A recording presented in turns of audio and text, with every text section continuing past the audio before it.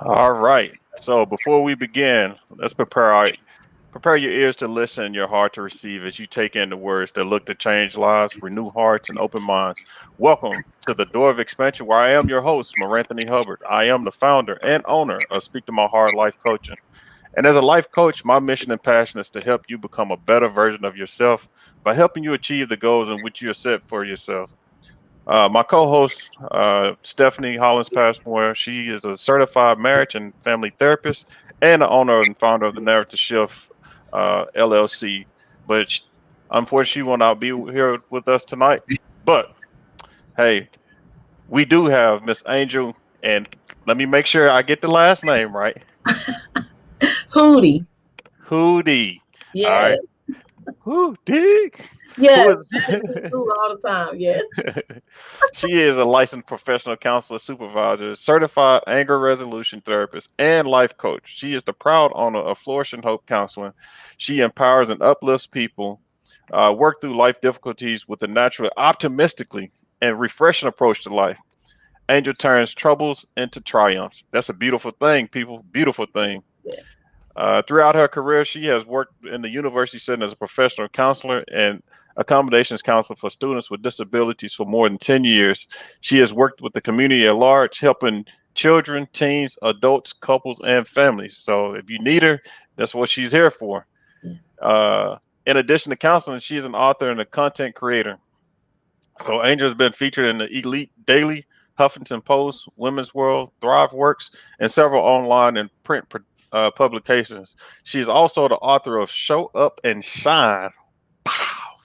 Let that sink in. In addition to a few other journals, Angel continues to strive for excellence in everything she does while helping others achieve their dreams. Angel, welcome to the show. Thank you. I'm happy to be here. So, and the only thing I didn't mention in there was Angel is my cousin, and I Yes. am so proud. Whoop whoop. Yes, we were proud of each other. So, Angel, a couple weeks ago, me and Stephanie we had started this series off called Self Care, and we mentioned we've mentioned like a three-phase topic with self care. One was the mind, the other one was the body, and then the other one was the Mhm. soul. And on that show, I mentioned that the World Health Organization defines self care as the ability of individuals and families and communities to promote health, prevent disease, maintain health, and to cope with illness and disability with or without the support of a healthcare provider. So, with all that being said, the biggest thing is the mind, body, and soul. Not all of us, and not all of us actually take advantage and take care of ourselves with Mhm. all three things. But that's why I want to have this show right here. So right now we're gonna discuss the mind portion of this right here. Yes. So with that being said, Angel, what made you want to get into counseling slash life coach, and what do you get out of it? Oh, there's so many things that I get out of it. So one, I'll say that I recognize that this area of life and talking about mental health and wellness in regards to the mind is very difficult for some people. A lot of times they'll question like, "Oh, does this mean I'm crazy or something's wrong with me and things like that or that I'm weak?" And so what I wanted to be able to do is to help people to recognize their potential, get to that next level, really address the issues that have been holding them back so that they're able to move forward in a healthy way. So I tell people I went to school for a very long time to do what I was called to do and what I love to do. And I recognize that when people actually do address those things, both from their past or even in the present, that or even the uncertainties of the future, when they do it in a healthy way, life can improve. And so I want everyone to be able to have that place of contentment, peace, joy that life really can bring, even though sometimes we will have difficulties. Yeah, I think you bring up a good thing that there are difficulties, there are Yes. bound, there are things that jump in our way that kind of prevent us to see the greater good in things. I'm quite sure we all have people that we didn't seen that just feel like they just down on their luck. Yeah. So if you see, so we'll just go with you. So since you've been in practice and counseling and life coaching, Mhm. could you tell us how your sessions has helped clients with self care and everything? Oh, yes, in so many ways. So I will say my type of counseling is not or even coaching is not like the stuff you see on TV that's sometimes very unprofessional or unethical. It is not boring. It is not bland. It is real. And the people that I see are real people. They have real issues, but they also find real solutions. And so when I think about breakthroughs and how people have been able to improve, what would happen is they begin to love themselves. And that's at the key, like the center, because we are the primary, I would say, the common denominator in our lives. So if we're not well on the inside, Lauren Hill, you can't win if you're not right within. We have to be well within ourselves. So they begin to do those things, value themselves, make themselves a priority, and self-help, self-care, mental wellness, all those different things. It's not a one size fits all. So when I see people with anxiety, yes, I've seen anxiety many times. I work with people from different facets of life over many different years, different experiences. And 4 or 5 people may have anxiety in that week or in that day, but they may present it in different ways. And so I meet them where they are and help them to work through to get to those spaces where they feel they need to be. And if I see issues or concerns that are happening within their lives, I gently and respectfully address it with them. And there's not this cookie cutter way of doing it.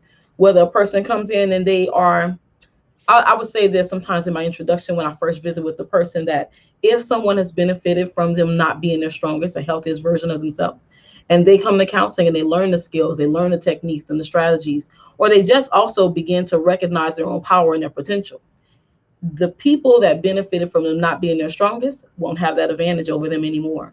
The things that used to stop them or hold them back won't be able to do that, because that value, that worth, those skills, those techniques. Not only do we have like these great conversations in counseling where we talk about the real things that have bothered them, but they also get the real help, the help that they need, so that those things, not that every problem is removed, but they respond differently to the things that happen in their lives. So there's definitely a change that happens if people are willing and show up. So that means you just don't have people just sitting on the couch and I mean, because whenever we think of counseling, that's what we think of. Yes. You got the person that's probably sitting up there smoking on a cigar or a pipe, and the other person just laid all out on the couch, and they just feel like they just divulging any and everything about themselves. Yes. That's that mentality that we have, and of course, the other stigma is, if I tell anybody I'm going to counseling, like you had mentioned, they think I'm crazy, or something is really wrong with me. Yeah. And it's not even the case. No. That's so true. And for me personally, I think everybody have issues. And the issues that we do have, sometimes we can't handle them on our own. Mm-hmm. And whenever we open our mouth and start projecting that and saying, hey, look, I do have an issue. I don't know how to fix this issue. Is there any kind of way you can help me? Right. That's whenever life begins to happen at that point. You're so right. So I will say, okay, so yes, I do have a clipboard, but I think that's about one of the standard things. Now, also, so before this, I had like a physical office and everything. The colors were beautiful, bright, and amazing, and everything. It wasn't, like I said, like what people think. So I have couches and stuff too, and so people sometimes would want to just lay on the couch so they can have that experience. And of course, I'm like, yeah, you can lay on the couch. But when you sit back up, like, we are going to do work. Like, we're going to talk about those things. And so they know, like, they're going to get a real experience from someone I will come in close where I need to. And I warn them, I let them know that one of the common things I say is that I'm going to ask that they're patient with themselves, patient with me in the process, that they're honest with themselves, with me in the process as well, because it is going to take time and it is going to take work.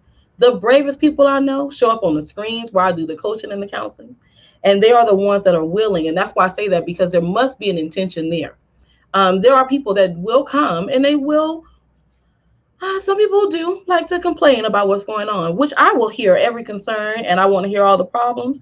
And at the same time, we're going to work towards solutions. We're going to work towards peace. We're going to work towards those things that have been stopping you, that they no longer are issues. Or if they come up, because I agree with what you said, everybody has difficulties and we will all go through something. I tell my clients, we live under the same, coaches and counselors, I live under the same sun and moon that you do, which means I too will experience difficulties in life. But it is how we respond, is how we show up, which is why show up and shine, why it matters so much. It's how we do those things that makes the difference. I'm glad you brought that up. And,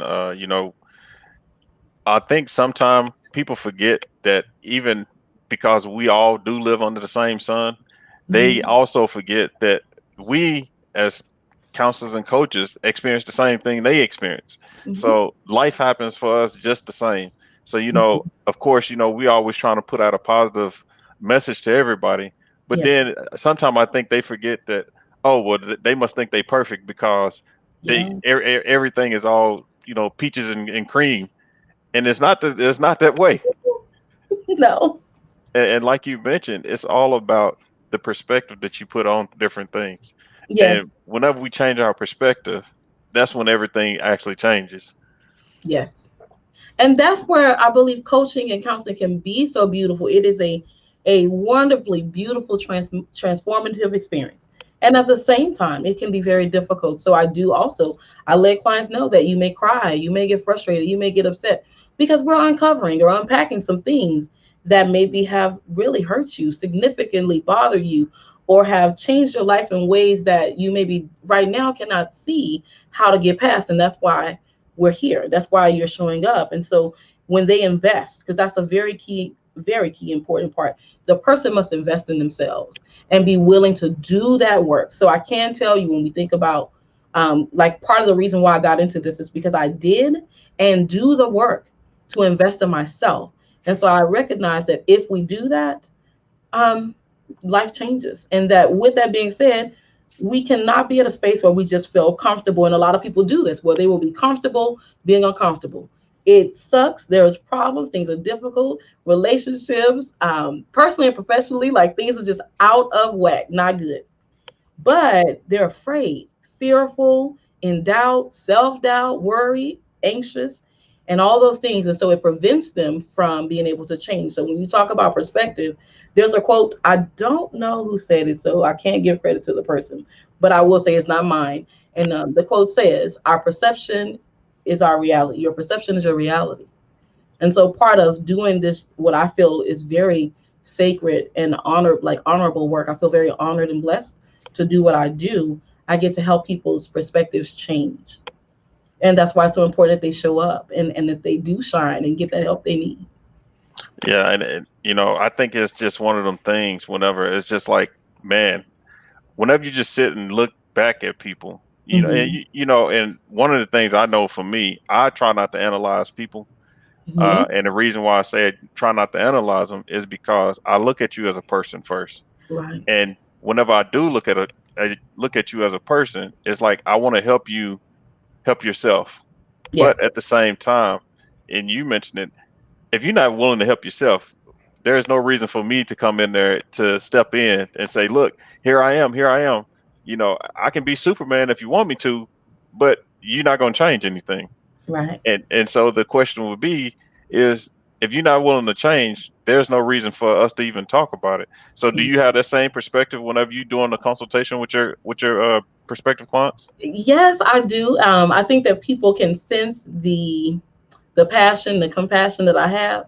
And if anything, I will say this, and I do let people know, I work with the best people. I see the best people. Even in their most weakest, vulnerable, tender moments, I still work with the people that are invested. So I say, like, the people that are ready. If you are not ready or willing, when you are, I will be here. I'm not going anywhere. But until then, um, I know that I'm not the right fit for you because you're not committed. And one of the key things I think that's very important is that people have to recognize that they have a choice. And when they choose themselves, when they choose to make a change in their life, and they are ready to do that and invest and do the work, those are the individuals that I see. And so if a person doesn't, then I will kindly speak with them, be very gracious, and all those great things.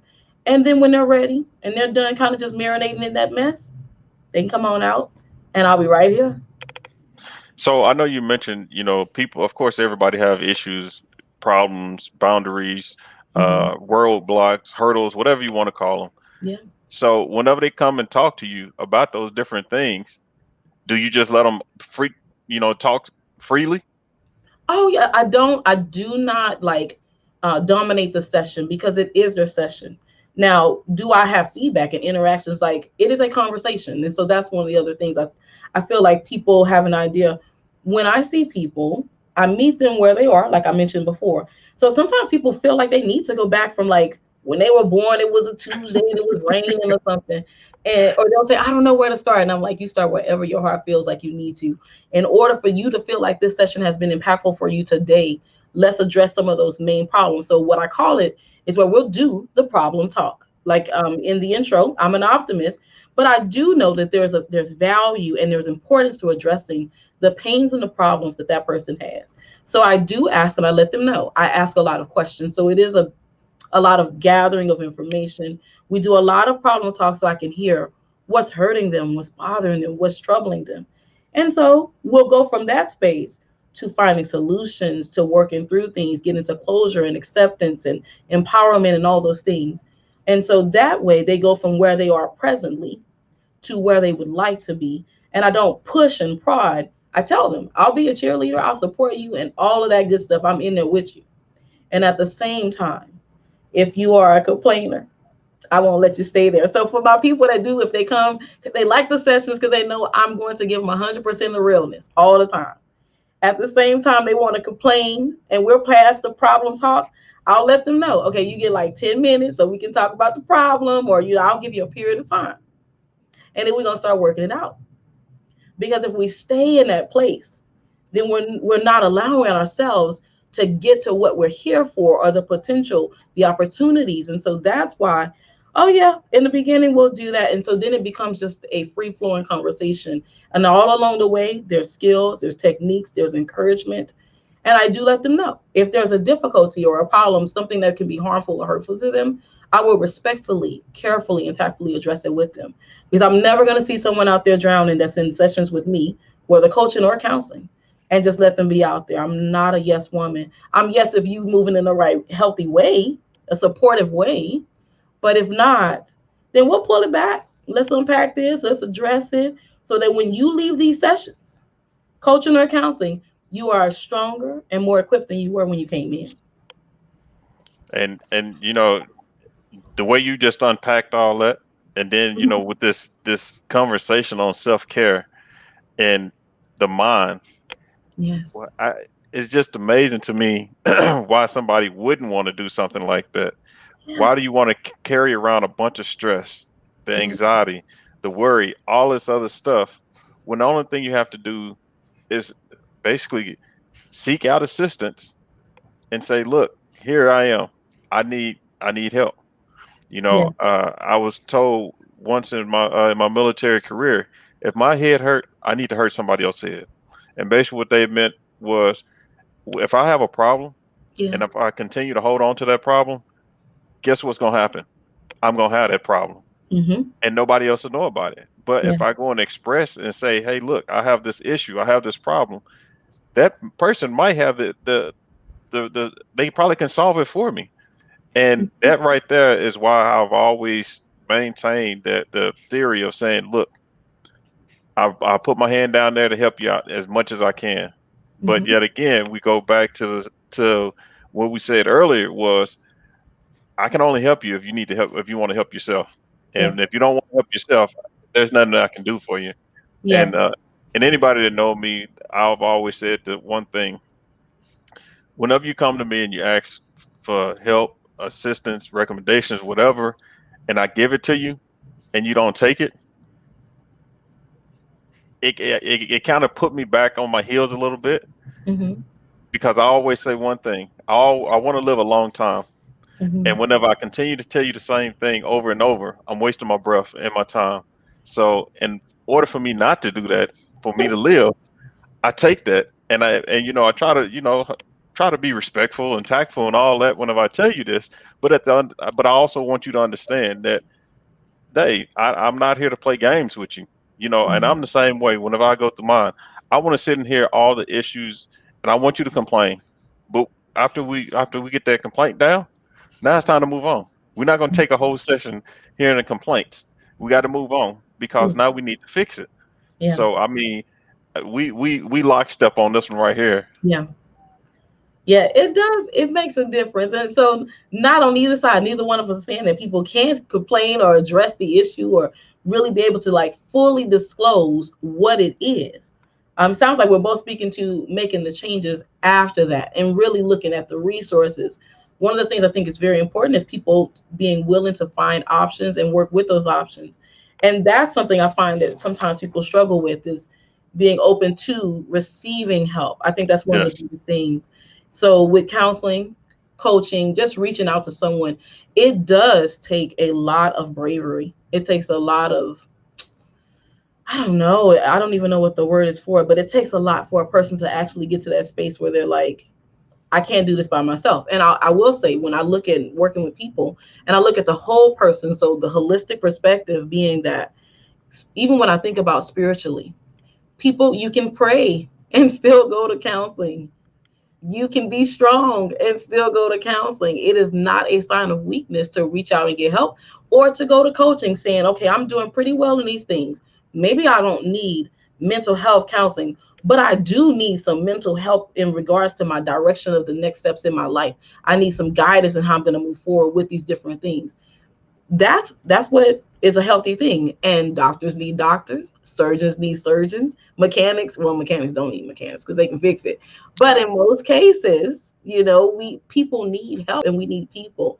And so my hope is that people begin to see it, that as they make these steps, when they make these commitments to themselves, not only are they investing in themselves, but it is a generational change for them, for their families, and also for the people they come in contact with. Because when they are well, then everything around them changes.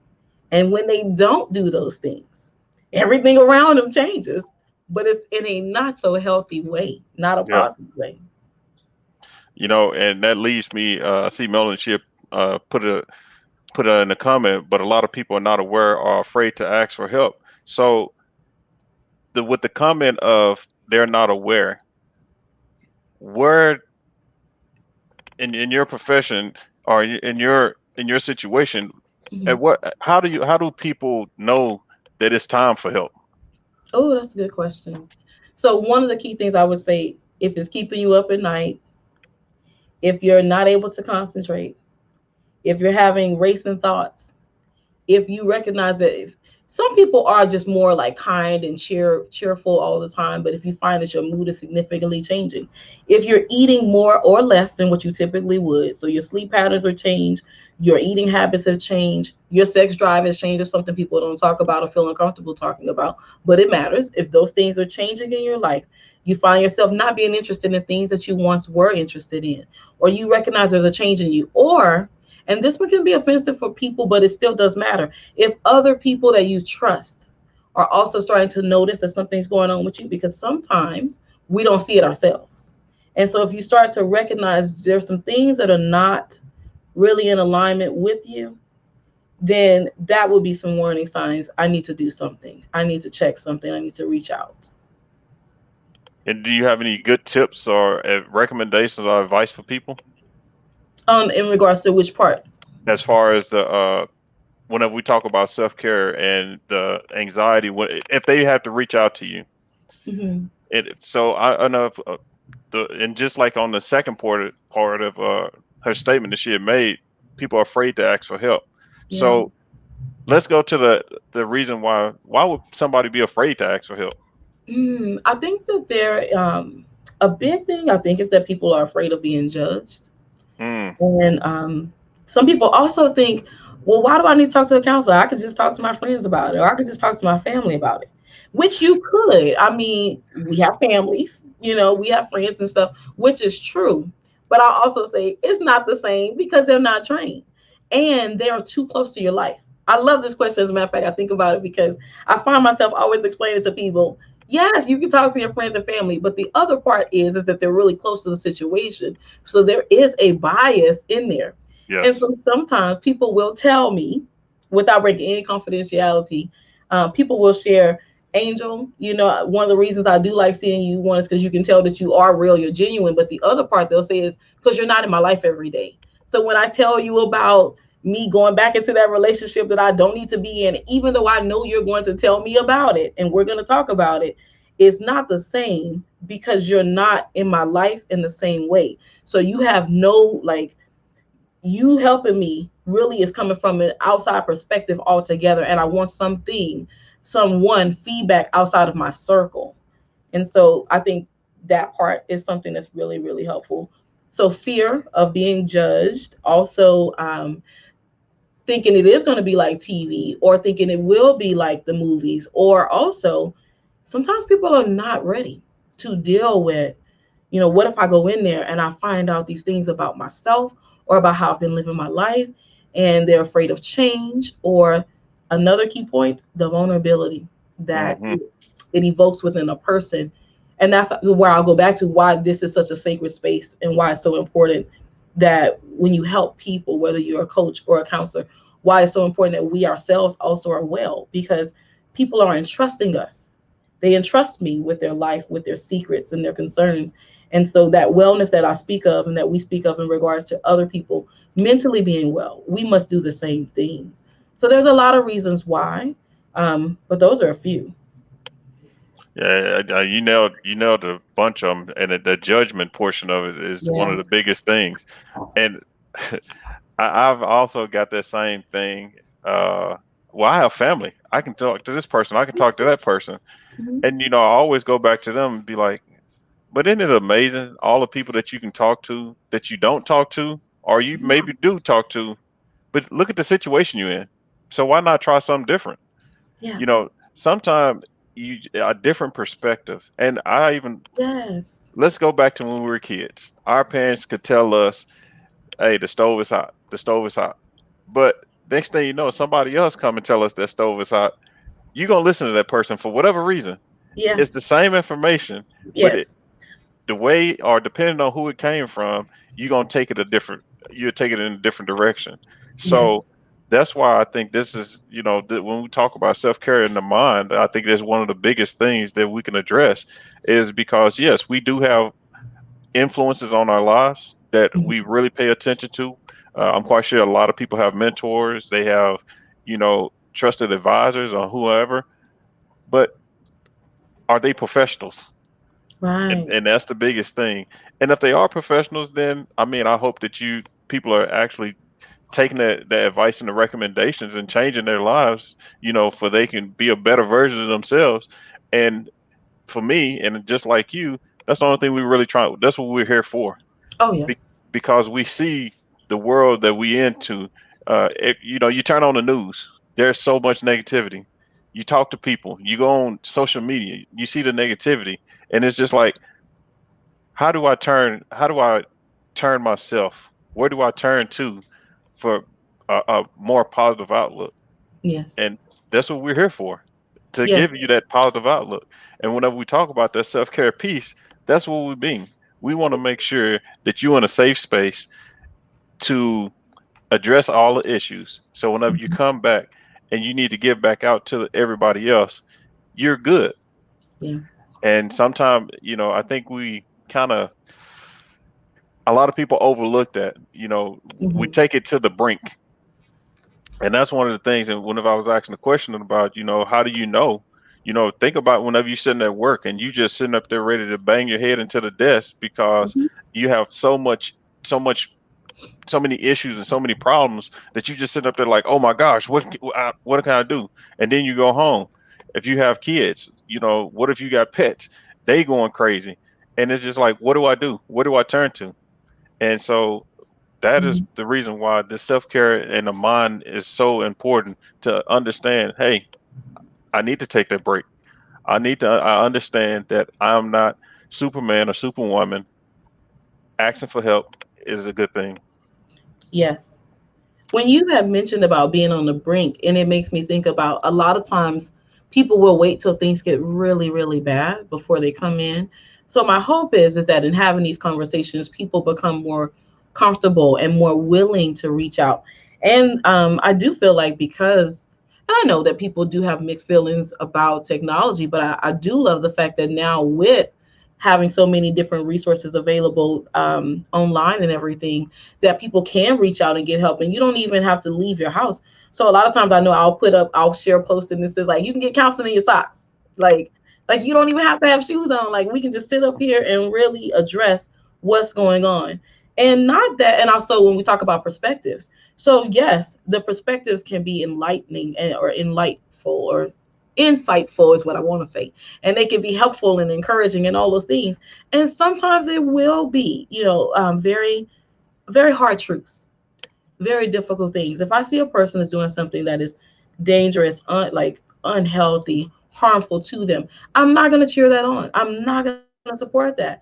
Again, like I said, respectfully, carefully, I'll address it with them because I am going to hold them accountable. There's a personal accountability that must take place. And so as they're growing in the way that they're transforming their lives and making changes, that accountability is going to come up. And me, as a part of their support system, when we partner together for coaching or counseling, we're going to do that. So that perspective changes. And when going back to when you mentioned about friends and family, the other thing is that you also have to look at their fruit. And sometimes they may not be in a healthier place. We Yes. can love them, but that doesn't mean we need to have them that close in our inner court and being able to discuss certain things. Or you're looking at how they're living and it's like, okay, well, this is what we've all been doing and it ain't working for them no more than it's working for this person. So we need that, again, like you mentioned, outside perspective that can help us go beyond where we are. And so that's where there's the beauty of reaching out and getting the help and finding a professional, and not just anybody, but someone that you feel like this person gets me, that I can talk to them, that there won't be judgment, and that relationship can be there. It's not about any theory, technique, methodology, strategy, anything like that. If you get down to what it really is and you're going to talk with someone, you need to feel comfortable to be vulnerable. And so I typically, most always, many times, I thank my clients for being able to be so vulnerable with me, because the things that we discuss are very personal and very private, things that they've never shared with others, or fears or worries that have haunted them for many, many years, or just the uncertainties of the future. And so when we get to down to what it really is, and then they find those solutions and those breakthroughs, or maybe it's not even that, but they just get to a place where they're like, okay, I'm more at peace, or I'm content, I'm accepting of different things. It's so much more beautiful than staying in that angst and that discomfort and dissatisfaction of life. And that's Yes. why all this matters so much. So I got a question here. Mhm. What are some good examples of ways of controlling your anxiety? So there's many different ways. One of the key ones, or a common one that I think can be helpful, is to I teach, and you maybe have seen this stuff before, but I'm still going to encourage it. Two that I really like. One is about grounding. So I ask for people to look at their senses, to pay attention to the touch, taste, smell, hear, all those different things, and really being able to focus in on some of those different things. And maybe just pick one, because in those moments when we find our hearts racing, we having racing thoughts, sweaty palms, not able to really rest, upset stomach, all those different anxiety symptoms that some of us have, some of or all of them, being able to ground themselves. And then, so that just means like you focus in. And so when I'm talking about grounding, sometimes I ask people to pick like their favorite color in the room or where they are, and just look for that color where they are. You don't have to get up, you don't have to get into a yoga pose, you don't have to do anything fancy at all. You just focusing, redirecting your attention from where you are right now in regards to what's going on, or all the things that are happening around them, and focusing on that thing. Or I'll ask the person also, to sometimes people sometimes carry what they call worry stones, but I don't even think about worry stones. Something that when you touch, it just brings a sense of comfort, whichever ever sense is more comfortable for you. So whether it's in something you see, also encouraging pictures or comfortable pictures, quotes and things that you can have on your phone, that when you feel that uneasiness, if you can go to that space where you can start to look. On my website, I have an anxiety reduction kit that people, you download it, you create a list of all the different grounded things that you want. And it's a free resource. It's just a way to help you to create like a box or a bag that you can carry. You can put it in your desk. Some people keep them in their car. My clients do that a lot. Just so when they feel anxious, they'll be able to go to that space, and then they can like have all those different things that bring soothing sensations and comfort to them without necessarily having to reach out to someone else. And another one, I think about also looking at your surroundings, and if nothing is falling down around you, people are running out of the place and things like that. And you just see that technically, although in the inside you may feel uncomfortable, you notice that in your surroundings things are still calm. Then that also just helps to make you aware. So I'm talking about grounding, And the other thing, so also going to the website so you can download that free resource about the anxiety reduction kit so that you can create one for yourself. But the other thing that I really love is mindfulness. It is such Yeah. a beautiful thing. And so I quite often talk to clients about it. And the way I like to be, and I can be, of course, like very high in my language and all those things, I like to make it plain because when it comes down to it, we need to be able to understand what's going on and how can I resolve it. So when I think about mindfulness, the way that I explain it to people is that you become like laser focused on whatever it is that you're doing. So like even right now, I see myself, I see you on the screen. I hear my voice, I see the colors. I'm very present. I'm not thinking about what I'm going to buy on Amazon later on this evening. I'm not thinking about how I'm going to visit my mom in the next 2 weeks or whatever it may be. I'm focused in the moment. So I ask for my clients to do the same thing. If you're in the kitchen and you're thinking about all these different things and you are getting ready to make some spaghetti, then you pay attention to the noodles when you touch them, the water that's boiling, the aromas in the room. Like you're very present in that moment. And what it does, just like in meditation, when people are learning to meditate, they'll tell you that, or like sometimes books will say that you acknowledge the thought and then you come back to where you are. So you may acknowledge the anxiety or the worry that you're feeling about whatever it is. A lot of times, because I'll say that anxiety is a lot of times the uncertainty of the future and the powerlessness that we feel. So when you recognize, okay, you can acknowledge that thing, but you come back to where you are. I'm preparing the meal. This is what's going on in front of me. And so you're still touching on all of your senses, but it's really helping you to laser focus on where you are. You will get to addressing that issue, but what it does is it redirects that attention and that energy into where you are so that you can be very present as opposed to being everywhere. And so there's tons of things, but those are just some of my quick favorite things that I like to share with people. Apparently that was well received Oh, there. I feel a little hard. I'm glad it helped. Yeah, and you mentioned I was sitting up there while you were sitting up there going through the list. I'm like, oh yeah, well I'll mention this one right here. Okay, she already mentioned. I'll mention this. She already Oh, mentioned it. They're like, okay then. So to me, right there, I love when that happens right there because mhm. that means we're one and the same basically. Yes, You yes. know, a different name, a different perspective on how we got to where we are in life, but at the Mhm. same time, the same goals are there and present. Yeah. So yes, I've when we talked about the meditation portion, I've also gave a couple of my clients it's a couple apps that you can download on your phone, and it just take you through some of those grounding things. There's other ones that I've seen that it's just you know depending, you was talking about your surroundings. Mhm. Sometimes just taking, your phone out and then just listening to something that's calm, Yes. hearing the ocean or hearing like birds chirping or whatever it is, they really calm you Mhm. down. It'll just bring that whole stress level down. The anxiety kind of releases. Uh, and I think in our world today, I think it's so much going on.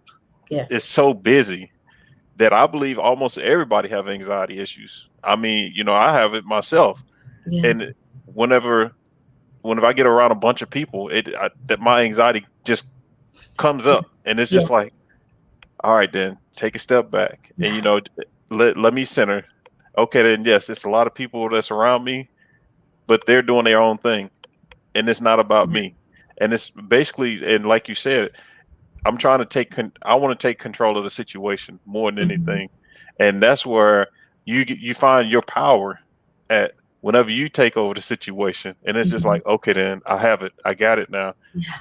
and it's that common feeling that comes across, and it's just like, all right, now I'm good. Yes. So That's so yeah, that's true.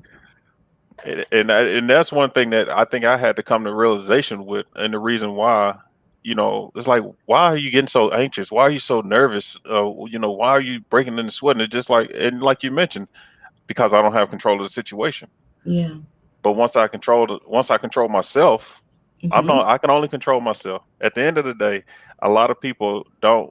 We have to realize that we have a lot of things that's going on around us that we can't control, but the only person you control is yourself and the way you react to whatever it is that's going on. And Yeah. once we realize that, okay, then let me take Let me be responsible for me. And we talk about self-care.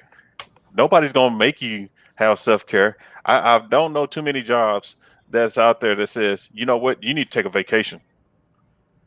Now they probably give you a bunch of work, but they'll never tell you need to go take a vacation unless they see that you on that verge. So people, I'm just saying, instead of being reactive, let's be proactive in our own mind state whenever we're talking about this. And I labeled this maximize your health, maximize yourself. And that's what it is. The only way you can maximize yourself and to give more freely of yourself is to take care of yourself. That's right. So that's how I look at it. And I'm hoping that everybody else look at it that way too. So this is the perfect opportunity to, hey people, I think I might have an issue.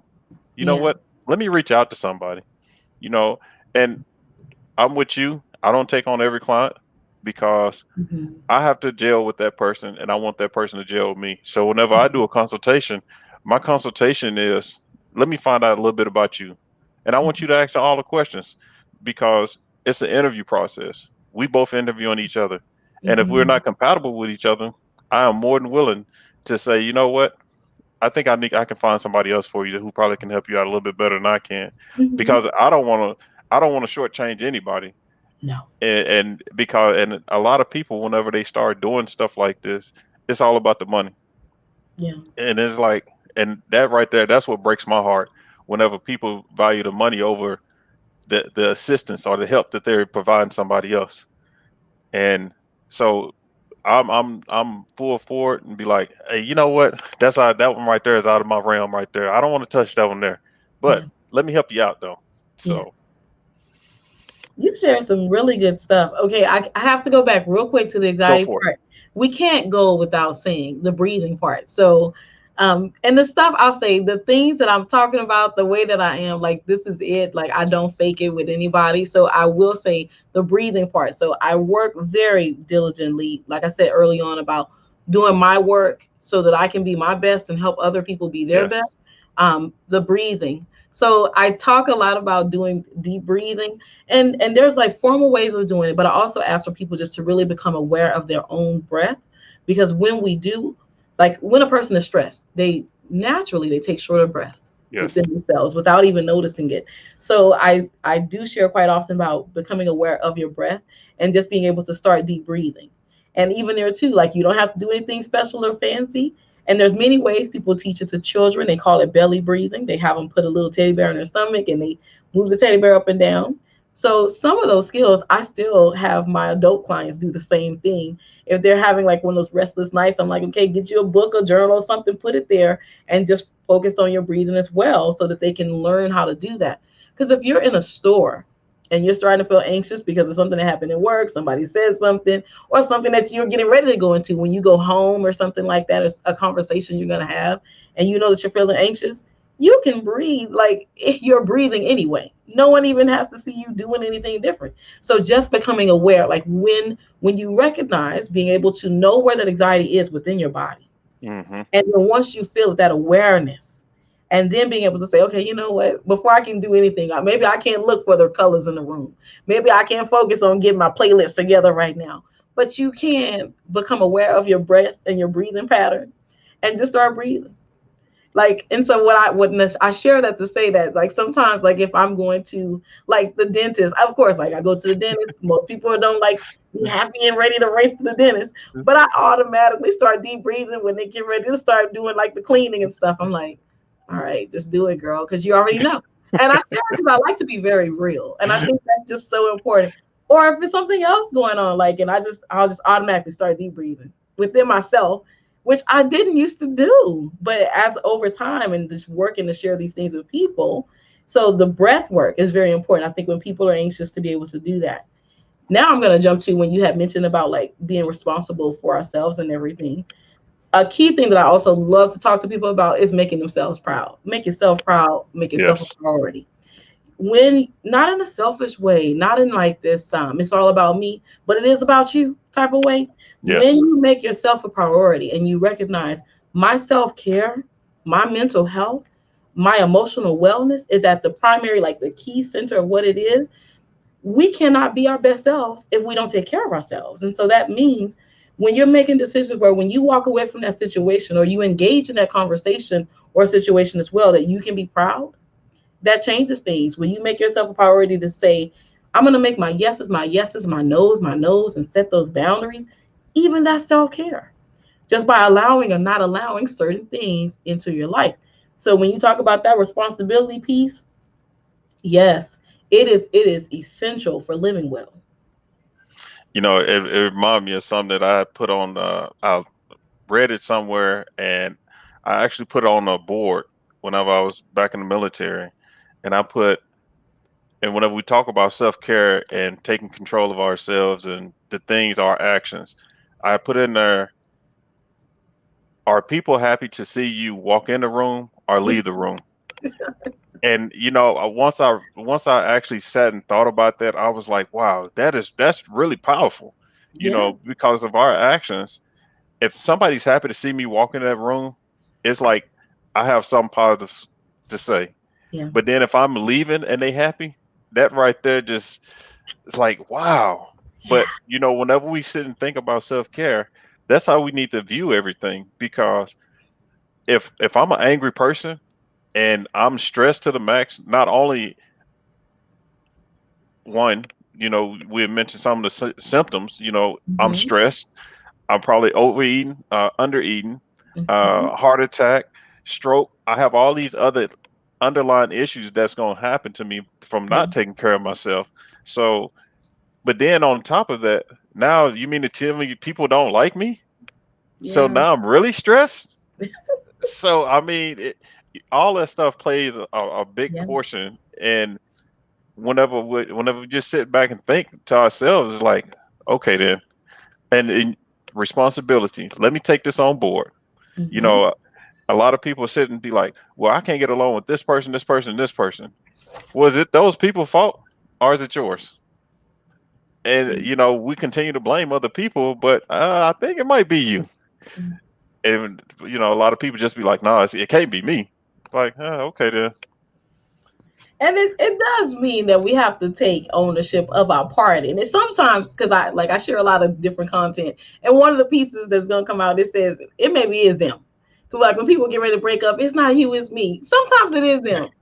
And at the same time, if it is, like when we think about again, going back to if we're looking at really doing well and making ourselves proud, doing well in our self care, merely being responsible for ourselves and everything, we do have to sit and also think, okay, what part did I play in this thing? It can't just always be everybody else. So the personal accountability as well. And so when you mention those different elements of stress and the negativity and how it impacts us, and it does impact others too. And so when we think about going to counseling, going to coaching, mental health, emotional wellness, all those things, when a person does take that step back and really address what's going on with them, there is so much beauty that can be unlocked. And then not only does it impact them in a positive way on the inside, on the outside, in their world, and the next person's, and the next person's, next person's. And so there's this beautiful impact that happens all over the place, as opposed to carrying that weight, those difficulties, those struggles with them forever and ever. And it becomes very lonely and very isolating. And it just really makes it to where a person has this deep negative spiral. And it's really hard to get out of those things. And so that's where Yes. then they do need help. And You that's where we're here. I'd be remiss because I did mention about you being an author. Oh yeah. So, would you like to share a little bit about your books? Okay, so because I've been doing counseling for so long and coaching, just doing all these things to help people. A lot of times people will tell me, man, other people need to hear this and they need to do this and know this and stuff. So I made this book. It's an interactive guide called Show Up and Shine.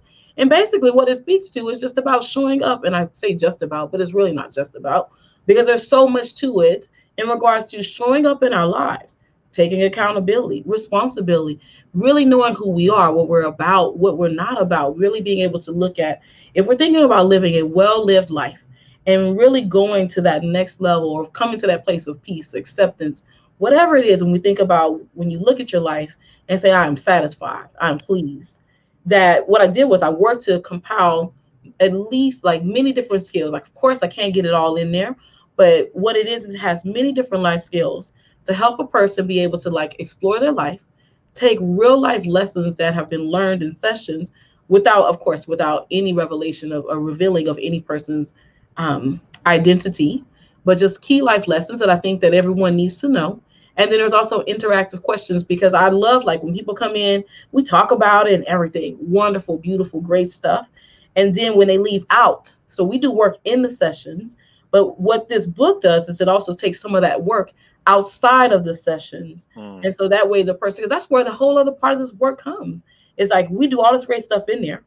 Then for the person to be able to take those lessons, talking about is wonderful, but you have to apply it. Yes. And really like take that into your life.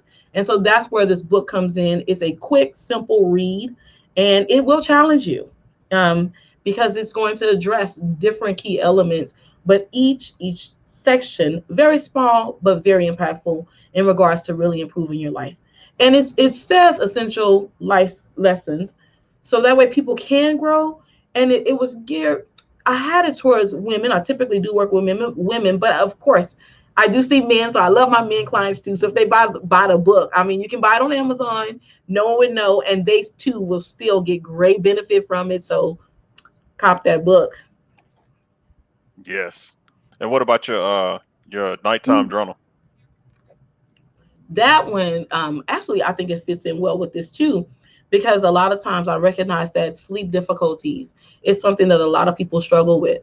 And so going back to when we think about how a person would know if there were issues, if they're sleeping too much or they're sleeping too little, those things as well. So I kept hearing people's concerns about having poor sleep quality, no sleep at all. And so I started thinking, what needs to happen or be in place for a person to be able to get more quality rest? So the journal in the very beginning, it does have tips about how to set up a sleep routine and then implementing those different things. So the journal is designed very free and open in a way that the person can reflect over some different things, something that they're thankful for, and a few other key things in there. But that way they can go through each day and write in this journal. And it is designed to help you get out those concerns, those frustrations that are in your mind, so that you can put them aside and then be able to rest. Because my hope is that when people do this, so like it's called Write to Bed, a nighttime journal. Before you go to bed, you don't have to write 50 minutes or anything like that, but just you do some quick little journaling just to help yourself be able to get those things that are keeping you up at night, that are making it where you have restless sleep or no sleep at all, so that you can get those things out, process, and also find points of gratitude, because gratitude is very important when we think Yes. about living well and putting things into perspective. And that way, that's why I created that one as well, just to support people with quality sleep. And it's also on Amazon. And so, people, I'm just letting you know now, if you don't want to go to Amazon or if you forgot the name of the books, please visit her website. And Yes. it's scrolling across the screen right now, Mhm. flourishandhope.com, and you can purchase the books there, or you can actually reach out to her. Yeah. And also, be heard, helped, and healed. And that's her phone number if you would like to give her a phone call. Mhm. Uh, Please, at the same time, like we said, there's a lot of people out there that's struggling, Mhm. who might not know they need help. But what is it? Do you charge for a consultation fee? No, I don't. I do not at all. So it's just a matter of them making the call, and so that we can set something up. And then I too, like you do, I answer all the questions. I'll give information as well. And I design a website to answer a good chunk of questions. And if you still want to talk beforehand, then I'm more than happy to do that. So I mean, the resources are there, and like I Mhm. said, this is the reason why this platform exists, because we want to make sure people have this information. One of the things I do ask is if there's a topic or conversation that's going to benefit you, please, you can go to my website, and or you can email me and let me know what topic that you would like to hear, because I usually, through conversations like this, through Mhm. other people, I hear different things, and it's just like, you know what, that might be a great topic right there. And l- lately, because of all the stress, the anxiety, and the Mhm. worry, that's why this topic came up, and I was just like, you know what? What if we did put this information out there? And I mean, right now, you didn't share some great tips for everybody. You didn't put the information out there for people. Yeah. So I mean, this is what this platform is about. So I mean, this has been great. This has been great. So Yeah. I don't know if they've been blessed. I've been blessed. Hearing it. Yeah, this is good. Because then the way I look at it is the same thing that I've been doing and I've been practicing for over 15 years in the coaching realm. I'm sitting up here listening to the same things that you listen. I'm like, all right, then, Yeah. and that right there is what I really like to see. Yeah. So it's been wonderful. Yes. So I see we're approaching our time here. Mhm. So I'd like to say thank you for the discussion on self-care and how our professions can help people shift their narratives by taking control of their lives and their situations and environments so they can do and be better. And at the end of the day, that's what we're trying to achieve. I look at it this way: if I can make one person better, guess what's going to happen? They probably going to turn around and help somebody else to make them have a better situation. And I see Mel, she put awesome on there. So I think she totally agreed. Mel, thank you for tuning in today. Please Yeah. pass this information out to people. Our next show will be. I'm not gonna be broadcasting next week because of the 4th of July. I want everybody to enjoy themselves. But the following week after that, we're gonna continue with the self-care. And we did mine today. Our next show is gonna be over the soul, spirit, meditation, however you want to break it down. We'll be talking about that. So we have a couple tips on that. Also, just diving into it to find out why is it that why are people in the religion or not in religion. So we'll be talking about some of that stuff. So please tune in for that. And we would like to let everybody know that we're here to help you with your finances, relationships, accountability, or maybe just a more positive outcome. So just reach out and let us know. And if you desire would like life coaching or you want to receive updates on future shows or just additional resources, you can reach out to my website, www.speaktomyheartlifecoach.com, or you can reach out to Angels, which is flourishinghope.com. all right. So Angel, do you have anything you like to say? I do want to share a quote. I know that was something that I love quotes, so I share quotes, lyrics, and all kinds of things. So the quote says, it's an anonymous one, but it says, fall in love with the process of becoming the very best version of yourself. Mm. Yeah, I love that. It's beautiful. Just to be the very best of ourselves. And Yes. it's amazing how we don't even know what the very best is until we actually continue to strive and do our best. You said it right. So with that being said, since you want to throw a quote out there, I'm gonna have to throw some out there too. All right.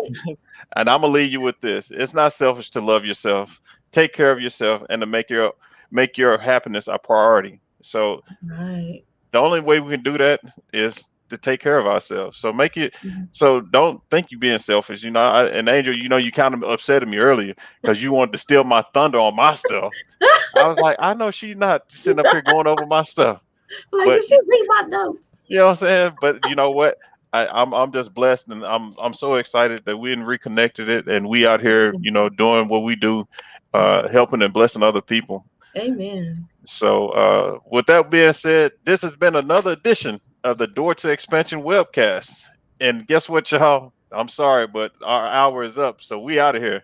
Show enough.